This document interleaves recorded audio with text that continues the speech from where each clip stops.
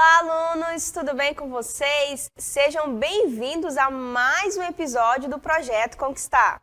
Eu sou Milena Marães, professora de Língua Portuguesa aqui do Centro de Mídias. E olha só, se você ainda não segue as nossas redes sociais, siga lá as nossas redes sociais, @conquistar.seducan. E olha, tudo que você postar referente ao Projeto Conquistar, não esquece de colocar #Conquistar22, beleza? Também não se esqueça de seguir as minhas redes sociais, @professora Milena Marães. Agora vamos lá para o nosso episódio. Nosso episódio é Língua Portuguesa, Interpretação e Compreensão de Textos. É sobre isso que nós vamos falar hoje. Mas antes de nós aprofundarmos esses conceitos, vamos lá fazer o nosso simulado? Eu vou deixar aí 3 questões com vocês e daqui a pouco eu volto para corrigir juntamente com vocês. Vamos lá?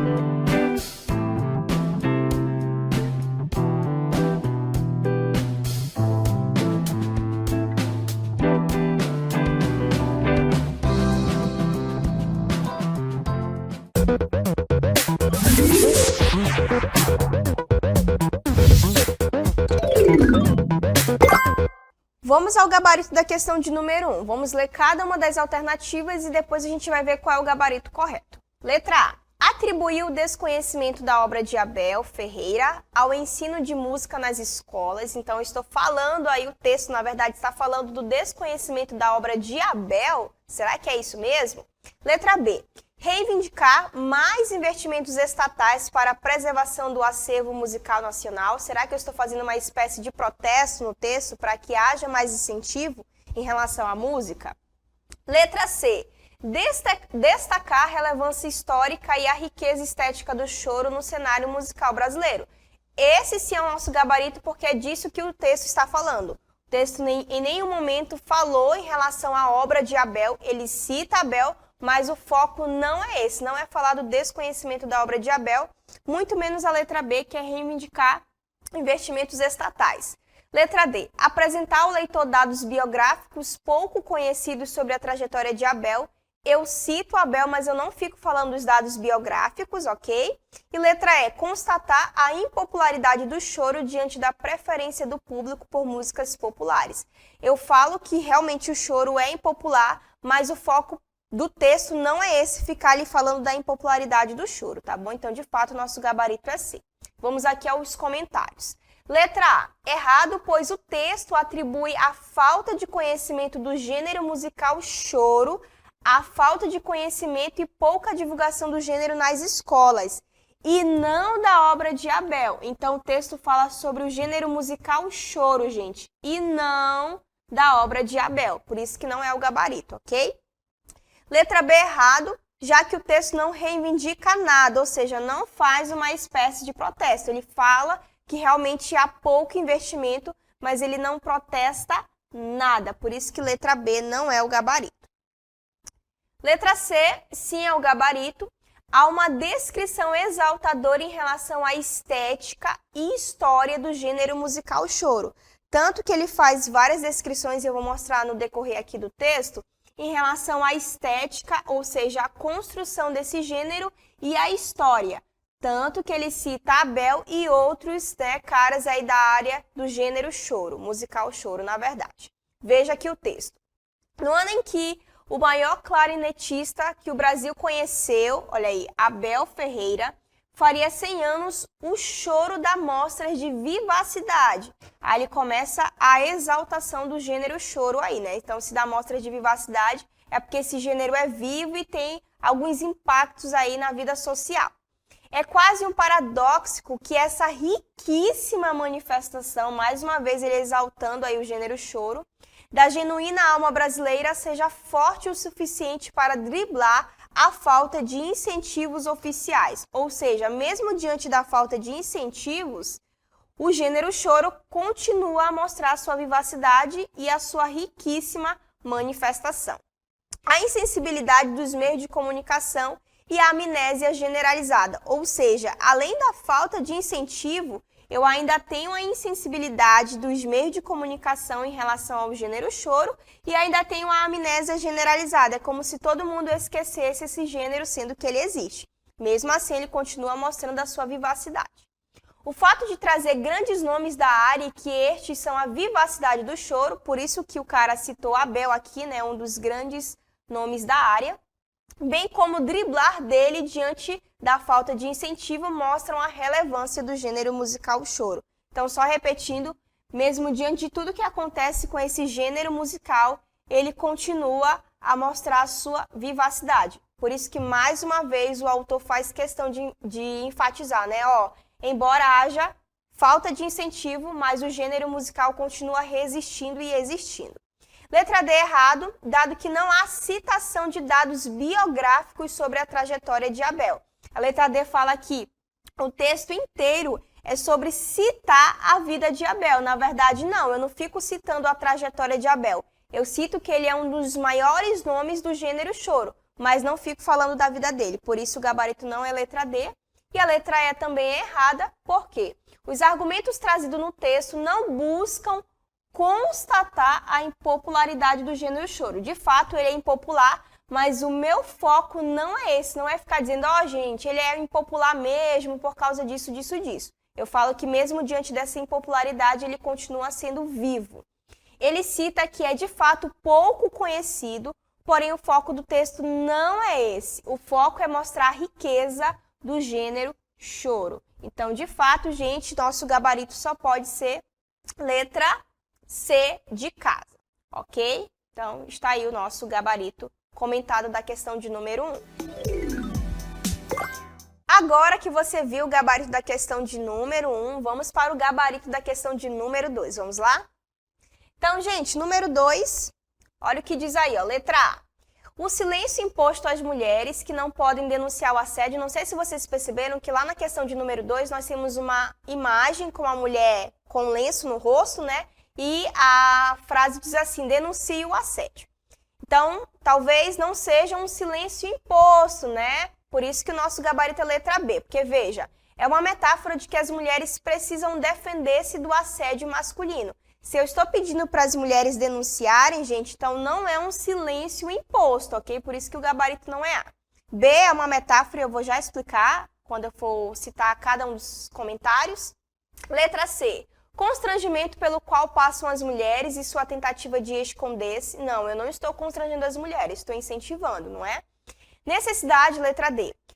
Que as mulheres têm de passarem despercebidas para evitar o assédio. Não mesmo, se eu estou pedindo para denunciar, elas não vão passar despercebidas. E letra E, incapacidade de as mulheres protegerem-se da agressão verbal dos assediadores. Não, gente, se eu estou incentivando, eu estou mostrando que elas são capazes, não que elas têm o quê? Incapacidades. Ok? Vamos lá. Letra A. Não é o gabarito porque não se está impondo um silêncio às mulheres. Eu não estou impondo um silêncio. Pelo contrário, é um incentivo. A rua é o campo de batalha. O nariz e a boca cobertos por um lenço não representam esse silêncio. Pelo contrário, eu estou fazendo uma comparação, como demonstra aqui a letra B, dos homens que vão à guerra e usam máscaras com as mulheres que vão à rua lutar pelos seus direitos. Então, letra B é o gabarito. Há uma comparação, ou seja, uma metáfora entre aquelas máscaras que são usadas na guerra pelos homens e o nariz e a boca cobertos por um lenço.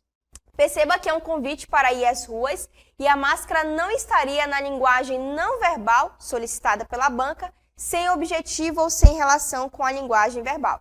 Não sei se vocês perceberam, a banca queria que vocês focassem a linguagem o quê? Não verbal. Por isso que eu coloquei aqui, ó, linguagem não verbal. Então, a linguagem não verbal não pode contradizer o texto verbal, que é denuncie, ok? Letra C não é o gabarito, pois se a linguagem verbal chama as mulheres para a guerra, o nariz e a boca cobertos por um lenço não podem contradizer isso. Foi o que eu acabei de explicar na letra B. Logo, não é um constrangimento, ok? Letra D, o nariz e a boca cobertos por um lenço não são a demonstração de que as mulheres passam despercebidas, até porque se eu estou incentivando cada uma delas denunciarem, elas não vão passar o quê, gente? Despercebidas. Caso seja, vai contradizer o convite na linguagem verbal. Então, não é o gabarito. Letra E, o nariz e a boca cobertos por um lenço não mostram a incapacidade das mulheres. Não mesmo, se eu estou pedindo que elas denunciem, que elas vão, né, assim, vão à rua, gente. Então, eu não estou demonstrando a incapacidade delas. Caso seja, vai contradizer o convite na linguagem verbal, portanto, não é o gabarito.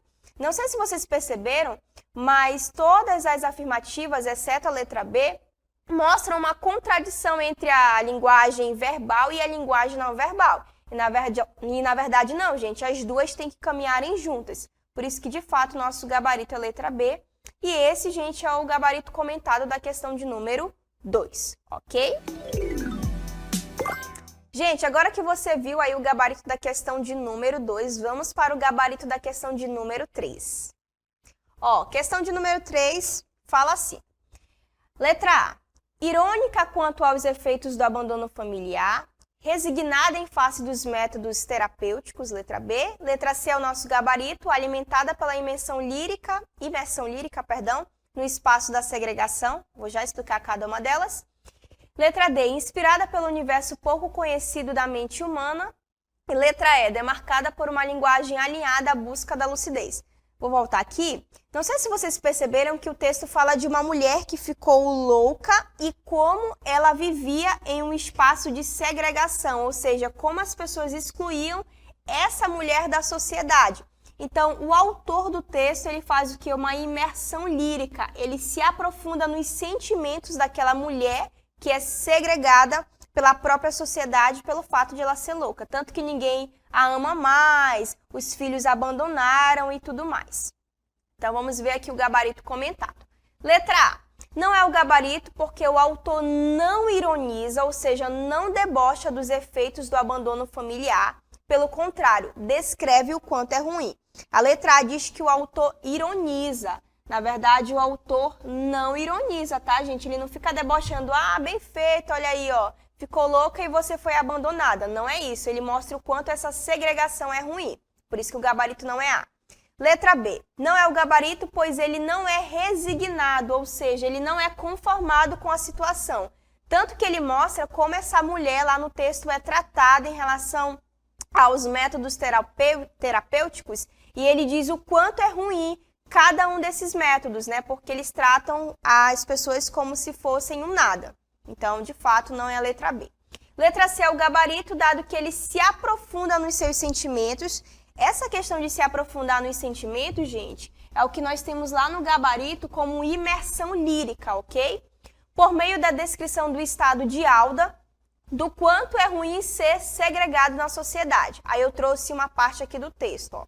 Isso é visto em: dizem que ninguém mais a ama, dizem que foi uma boa pessoa, sua filha de 12 anos, ó, não a visita nunca e talvez raramente se lembre dela. Então ele começa a descrever o que a Alda passa por ser, né, louca e como ela é excluída, ou seja, segregada da sociedade, inclusive por sua família. Puseram-na numa cidade triste de uniformes azuis e jalecos brancos, de onde não pode mais sair. Então, olha aí, ó, ele está mostrando o quanto é ruim viver essa segregação. Continuando aqui a leitura, ó. Lá, todos gritam-lhe irritados, mal se aproxima ou lhe bate. Então, ele está descrevendo como é estar em um hospital psiquiátrico, basicamente é isso. Como se faz com sacos de areia para treinar os músculos, e sei que para todos ela já não é, e ninguém lhe daria uma maçã cheirosa bem vermelha. Então, ele está descrevendo aqui, ó, o quanto é ser segregado pela sociedade. Ninguém mais liga para esse tipo de pessoa. Mas não é verdade que alguém não a possa mais amar. Aí ele vai mostrando mais uma vez que há uma esperança para esse tipo de pessoa, né? Que embora a sociedade faça essa segregação, e aí o autor vai descrevendo o quanto ele ainda ama essa mulher. Eu amo-a quando a vejo por trás das grades de um palácio. E aí ele começa a fazer a descrição desse amor, né? Onde se refugiou a princesa. Isso mostra o quanto ele está abatido, por isso que eu falei da imersão lírica, em relação a Alda ser segregada da sociedade. Então, essa parte do texto mostra toda essa situação de segregação de Alda aí por ser uma pessoa louca, ok? Letra D não é o gabarito, ele não está falando de como é a mente humana ou o que acontece com ela. Então, ele não está descrevendo os processos da mente humana, ok, gente? Ele não está fazendo isso no texto, tanto que eu trouxe aqui uma parte, ele está descrevendo o quanto é ser segregado pela sociedade, o quanto é ruim. Mas ele não está falando como a mente humana trabalha. E letra E não é o gabarito, porque o autor não tenta buscar meios para a lucidez de Alda. Ele não fica dizendo, olha, ela precisa fazer isso ou precisa fazer aquilo para ser lúcida de novo. Ele não está falando isso. Mais uma vez, repito, que ele está mostrando o quanto ela é segregada e o quanto ele continua amando essa mulher, né? Como as pessoas fazem com as pessoas que são aí loucas. A pessoa em questão nesse texto. Então, só repetindo aqui, ele não tenta buscar lucidez para Alda, que é o foco principal do texto. Então, gente, esse aí é o nosso gabarito comentado da questão de número 3. Gente, então nós vimos aí os gabaritos comentados da questão de número 1, questão de número 2 e questão de número 3. Questão de número 1 falou a respeito do gênero musical choro. Na questão de número 2, falou ali da questão do assédio das mulheres e como elas precisam denunciar, né? É um incentivo. E a questão de número 3 falou de uma pessoa louca e como essa pessoa é segregada na sociedade. Ok? Então, sabendo dessas informações, vamos agora para as nossas considerações finais. Vamos lá? Então, gente, este foi o nosso gabarito comentado. Eu espero muito que você tenha aproveitado. Nós vimos aí 3 questões de vestibular. Então, você que vai fazer vestibular, ó, este episódio foi preparado totalmente para você. Antes de nós finalizarmos de fato este episódio, eu quero tirar uma selfie com você. Então, vou parar uns 3 segundinhos e eu vou tirar uma selfie. Vamos lá?